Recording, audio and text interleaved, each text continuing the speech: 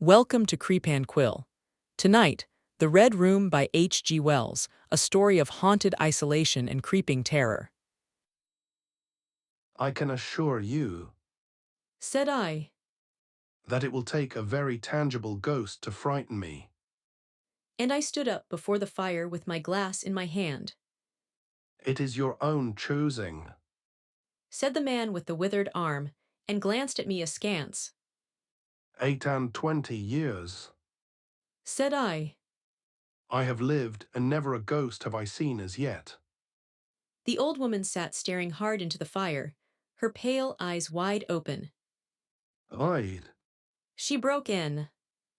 and 8 and 20 years you have lived, and never seen the likes of this house, I reckon.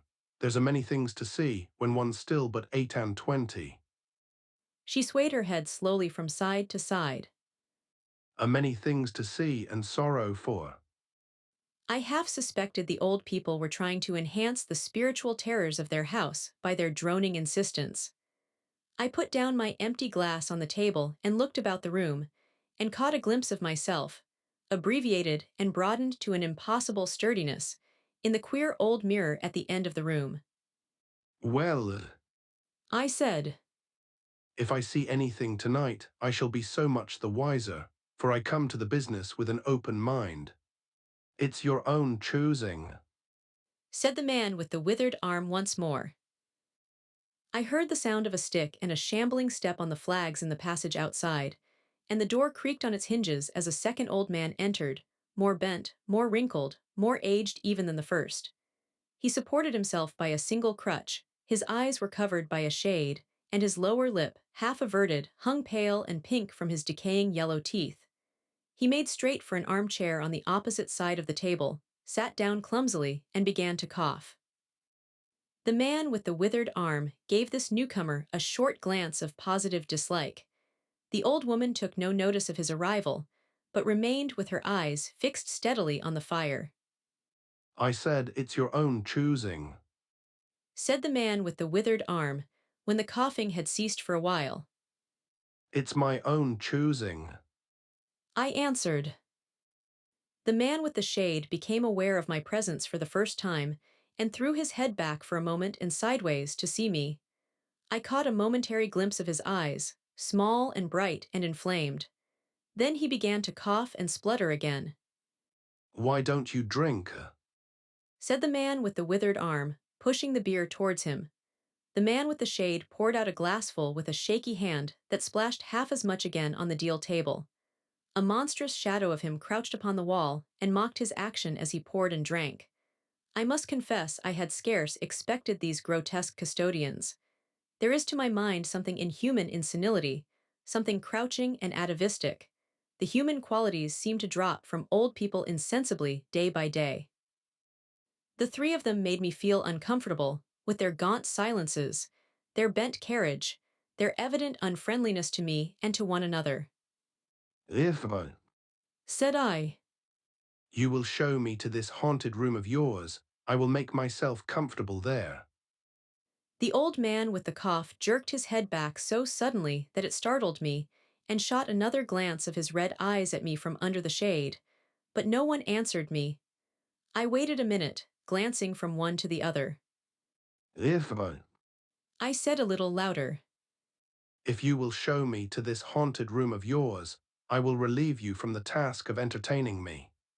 There's a candle on the slab outside the door. Said the man with the withered arm, looking at my feet as he addressed me.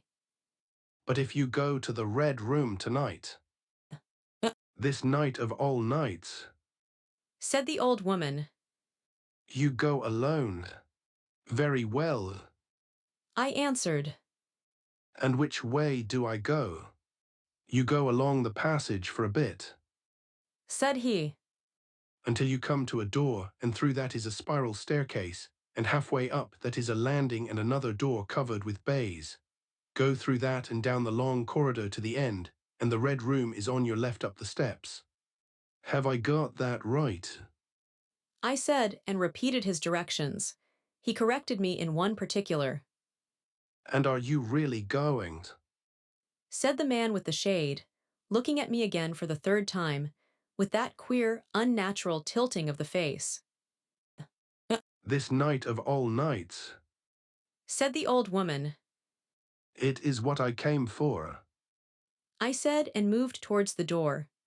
As I did so, the old man with the shade rose and staggered round the table, so as to be closer to the others and to the fire. At the door I turned and looked at them, and saw they were all close together, dark against the firelight, staring at me over their shoulders, with an intent expression on their ancient faces. Good night. I said, setting the door open. It's your own choosing. Said the man with the withered arm. I left the door wide open until the candle was well alight, and then I shut them in and walked down the chilly, echoing passage. I must confess that the oddness of these three old pensioners in whose charge her ladyship had left the castle, and the deep-toned, old-fashioned furniture of the housekeeper's room in which they foregathered, affected me in spite of my efforts to keep myself at a matter-of-fact phase. They seemed to belong to another age, an older age, an age when things spiritual were different from this of ours, less certain, an age when omens and witches were credible, and ghosts beyond denying. Their very existence was spectral, the cut of their clothing, fashions born in dead brains. The ornaments and conveniences of the room about them were ghostly, the thoughts of vanished men, which still haunted rather than participated in the world of today. But with an effort I sent such thoughts to the right about. The long, drafty subterranean passage was chilly and dusty, and my candle flared and made the shadows cower and quiver. The echoes rang up and down the spiral staircase, and a shadow came sweeping up after me, and one fled before me into the darkness overhead. I came to the landing and stopped there for a moment, listening to a rustling that I fancied I heard. Then, satisfied of the absolute silence, I pushed open the baize-covered door and stood in the corridor. The effect was scarcely what I expected, for the moonlight, coming in by the great window on the grand staircase, picked out everything in vivid black shadow or silvery illumination. Everything was in its place. The house might have been deserted on the yesterday instead of 18 months ago. There were candles in the sockets of the sconces, and whatever dust had gathered on the carpets or upon the polished flooring was distributed so evenly as to be invisible in the moonlight. I was about to advance and stopped abruptly. A bronze group stood upon the landing, hidden from me by the corner of the wall, but its shadow fell with marvelous distinctness upon the white paneling, and gave me the impression of someone crouching to waylay me. I stood rigid for half a minute perhaps. Then, with my hand in the pocket that held my revolver, I advanced, only to discover a Ganymede and eagle glistening in the moonlight. That incident for a time restored my nerve, and a porcelain Chinaman on a buhl table, whose head rocked silently as I passed him, scarcely startled me. The door to the Red Room and the steps up to it were in a shadowy corner. I moved my candle from side to side, in order to see clearly the nature of the recess in which I stood before opening the door. Here it was, thought I, that my predecessor was found, and the memory of that story gave me a sudden twinge of apprehension. I glanced over my shoulder at the Ganymede in the moonlight, and opened the door of the Red Room rather hastily, with my face half turned to the pallid silence of the landing. I entered, closed the door behind me at once, turned the key I found in the lock within, and stood with the candle held aloft, surveying the scene of my vigil, the great red room of Lorraine Castle, in which the young Duke had died. Or rather, in which he had begun his dying, for he had opened the door and fallen headlong down the steps I had just ascended. That had been the end of his vigil, of his gallant attempt to conquer the ghostly tradition of the place, and never, I thought, had apoplexy better served the ends of superstition. And there were other and older stories that clung to the room, back to the half-credible beginning of it all, the tale of a timid wife and the tragic end that came to her husband's just of frightening her. And looking around that large somber room, with its shadowy window bays, its recesses and alcoves, one could well understand the legends that had sprouted in its black corners, its germinating darkness. My candle was a little tongue of light in its vastness, that failed to pierce the opposite end of the room, and left an ocean of mystery and suggestion beyond its island of light. I resolved to make a systematic examination of the place at once, and dispel the fanciful suggestions of its obscurity before they obtained a hold upon me. After satisfying myself of the fastening of the door, I began to walk about the room, peering round each article of furniture, tucking up the valances of the bed, and opening its curtains wide. I pulled up the blinds and examined the fastenings of the several windows before closing the shutters, leant forward and looked up the blackness of the wide chimney, and tapped the dark oak paneling for any secret opening. There were two big mirrors in the room, each with a pair of sconces bearing candles, and on the mantel-shelf, too, were more candles in china candlesticks. All these I lit one after the other. The fire was laid, an unexpected consideration from the old housekeeper, and I lit it to keep down any disposition to shiver, and when it was burning well, I stood round with my back to it and regarded the room again. I had pulled up a chintz-covered armchair and a table to form a kind of barricade before me, and on this lay my revolver ready to hand. My precise examination had done me good, but I still found the remoter darkness of the place, and its perfect stillness, too stimulating for the imagination. The echoing of the stir and crackling of the fire was no sort of comfort to me. The shadow in the alcove at the end in particular had that undefinable quality of a presence, that odd suggestion of a lurking, living thing, that comes so easily in silence and solitude. At last, to reassure myself, I walked with a candle into it, and satisfied myself that there was nothing tangible there. I stood that candle upon the floor of the alcove, and left it in that position. By this time I was in a state of considerable nervous tension, although to my reason there was no adequate cause for the condition. My mind, however, was perfectly clear.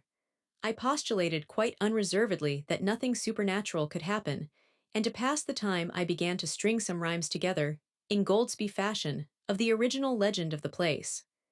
A few I spoke aloud, but the echoes were not pleasant. For the same reason I also abandoned, after a time, a conversation with myself upon the impossibility of ghosts and haunting. My mind reverted to the three old and distorted people downstairs, and I tried to keep it upon that topic. The somber reds and blacks of the room troubled me. Even with 7 candles, the place was merely dim. The one in the alcove flared in a draught, and the fire flickering kept the shadows and penumbra perpetually shifting and stirring.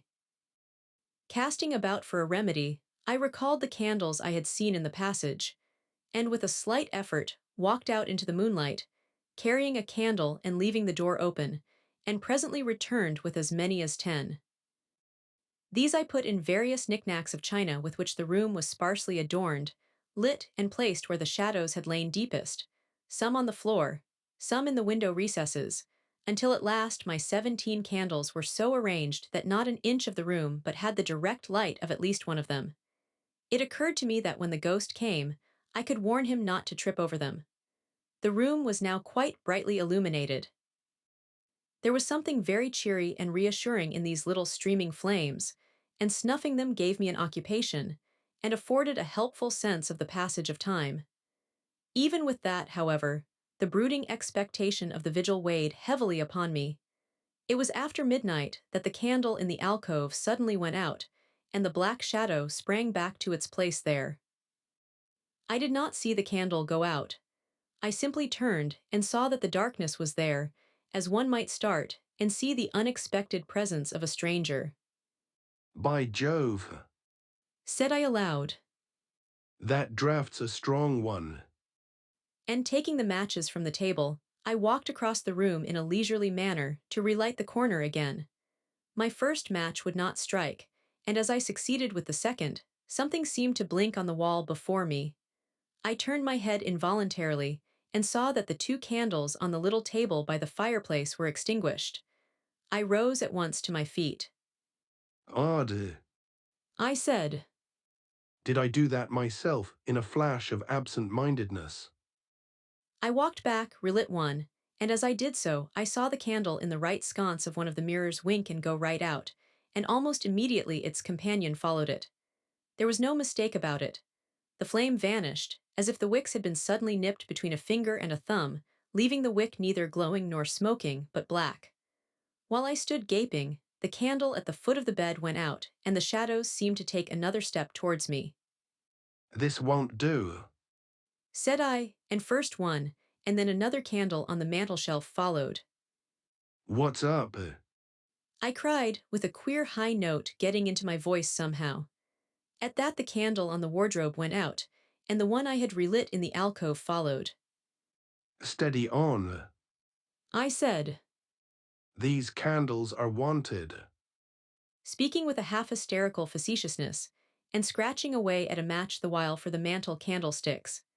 My hands trembled so much that twice I missed the rough paper of the matchbox. As the mantel emerged from darkness again, two candles in the remoter end of the window were eclipsed. But with the same match, I also relit the larger mirror candles, and those on the floor near the doorway, so that for the moment I seemed to gain on the extinctions. But then in a volley, there vanished four lights at once in different corners of the room, and I struck another match in quivering haste, and stood hesitating whither to take it. As I stood undecided, an invisible hand seemed to sweep out the two candles on the table. With a cry of terror, I dashed at the alcove, then into the corner, and then into the window, relighting three, as two more vanished by the fireplace. Then, perceiving a better way, I dropped the matches on the iron-bound deed box in the corner and caught up the bedroom candlestick. With this I avoided the delay of striking matches, but for all that the steady process of extinction went on, and the shadows I feared and fought against returned, and crept in upon me, first a step gained on this side of me and then on that. It was like a ragged storm cloud sweeping out the stars. Now and then one returned for a minute and was lost again. I was now almost frantic with the horror of the coming darkness, and my self-possession deserted me. I leaped panting, and disheveled from candle to candle, in a vain struggle against that remorseless advance. I bruised myself on the thigh against the table, I sent a chair headlong, I stumbled and fell and whisked the cloth from the table in my fall. My candle rolled away from me, and I snatched another as I rose. Abruptly this was blown out, as I swung it off the table by the wind of my sudden movement, and immediately the two remaining candles followed. But there was light still in the room, a red light that staved off the shadows from me. The fire. Of course, I could still thrust my candle between the bars, and relight it. I turned to where the flames were still dancing between the glowing coals, and splashing red reflections upon the furniture, made 2 steps towards the grate, and incontinently the flames dwindled and vanished, the glow vanished, the reflections rushed together and vanished, and as I thrust the candle between the bars darkness closed upon me like the shutting of an eye, wrapped about me in a stifling embrace, sealed my vision, and crushed the last vestiges of reason from my brain. The candle fell from my hand. I flung out my arms in a vain effort to thrust that ponderous blackness away from me, and lifting up my voice, screamed with all my might, once, twice, thrice. Then I think I must have staggered to my feet. I know I thought suddenly of the moonlit corridor, and with my head bowed and my arms over my face, made a run for the door. But I had forgotten the exact position of the door, and struck myself heavily against the corner of the bed. I staggered back, turned, and was either struck or struck myself against some other bulky furniture. I have a vague memory of battering myself thus, to and fro in the darkness, of a cramped struggle, and of my own wild crying as I darted to and fro, of a heavy blow at last upon my forehead, a horrible sensation of falling that lasted an age, of my last frantic effort to keep my footing, and then I remember no more. I opened my eyes in daylight. My head was roughly bandaged, and the man with the withered arm was watching my face. I looked about me, trying to remember what had happened, and for a space I could not recollect. I rolled my eyes into the corner, and saw the old woman, no longer abstracted, pouring out some drops of medicine from a little blue phial into a glass. Where am I? I asked. I seem to remember you, and yet I cannot remember who you are. They told me then, and I heard of the haunted red room as one who hears a tale. We found you at dawn, Said he. and there was blood on your forehead and lips. It was very slowly, I recovered my memory of my experience. You believe now Said the old man. that the room is haunted. He spoke no longer as one who greets an intruder, but as one who grieves for a broken friend. Yes, Said I. the room is haunted, and you have seen it, and we who have lived here all our lives have never set eyes upon it, because we have never dared. Tell us, is it truly the old Earl who? No, Said I. it is not. I told you so. Said the old lady, with the glass in her hand. It is his poor young countess who was frightened. It is not. I said. There is neither ghost of Earl nor ghost of countess in that room. There is no ghost there at all, but worse, far worse. Well, They said. the worst of all the things that haunt poor mortal man. Said I. And that is, in all its nakedness, fear that will not have light nor sound, that will not bear with reason, that deafens and darkens and overwhelms. It followed me through the corridor, it fought against me in the room. I stopped abruptly. There was an interval of silence. My hand went up to my bandages. Then the man with the shade sighed and spoke. That is it. Said he. I knew that was it, a power of darkness, to put such a curse upon a woman. It lurks there always. You can feel it even in the daytime, even of a bright summer's day, in the hangings, in the curtains, keeping behind you however you face about. In the dusk it creeps along the corridor and follows you so that you dare not turn. There is fear in that room of hers, black fear, and there will be so long as this house of sin endures.